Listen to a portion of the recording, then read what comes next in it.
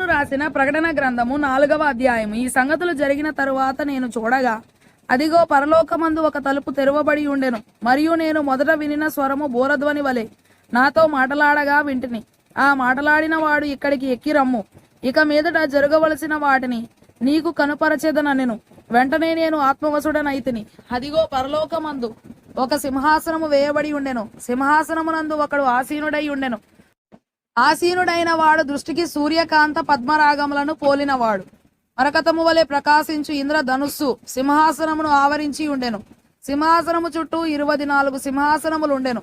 ఈ సింహాసనములందు 24 పెద్దలు తెల్లని వస్త్రములు ధరించుకొని తమ తలల మీద సువర్ణ కిరీటములు పెట్టుకున్న వారై కూర్చుండిరి. ఆ సింహాసనములో నుండి మెరుపులను, ధ్వనులను, ఉరుములను బయలుదేరుచున్నవి. మరియు ఆ సింహాసనము ఎదుట 7 దీపములు ప్రజ్వలించుచున్నవి. అవి దేవుని 7 ఆత్మలు. మరియు ఆ సింహాసనము ఎదుట స్ఫటికమును పోలిన గాజు వంటి సముద్రం ఉన్నట్టుండెను. ఆ సింహాసనమునకు మధ్యను సింహాసనము చుట్టూను ముందు వెనుక కనులతో నిండిన 4 జీవులుండెను. మొదటి జీవి సింహము వంటిది, రెండవ జీవి దూడ వంటిది, మూడవ జీవి మనుషుని ముఖము వంటి ముఖము గలది, నాలుగవ జీవి ఎగురుచున్న పక్షిరాజు వంటిది. ఈ 4 జీవులలో ప్రతి జీవికి 6 రెక్కలుండెను. అవి చుట్టూను రెక్కల లోపటను కన్నులతో నిండి ఉన్నవి.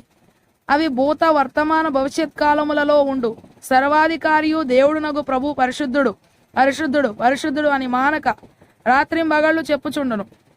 ఆ సింహాసనమునందు ఆసీనుడై ఉండి యుగ యుగములు జీవించుచున్న వానికి మహిమయు ఘనతయు కృతజ్ఞతాస్తుతులను కలుగునుగాకని ఆ జీవులు కీర్తించుచుండగా, ఆ 24 పెద్దలు సింహాసనమునందు ఆసీనుడై ఉండు వాని ఎదుట సాగిలపడి యుగ యుగములు జీవించుచున్న వానికి నమస్కారము చేయుచు, ప్రభువా మా దేవా, నీవు సమస్తమును సృష్టించితివి. నీ చిత్తమును బట్టి అవి ఉండెను, దానిని బట్టియే సృష్టింపబడెను. గనుక నీవే మహిమ ఘనత ప్రభావములు పొందనర్హుడవని చెప్పుచు తమ కిరీటములను ఆ సింహాసనము ఎదుట వేసిరి.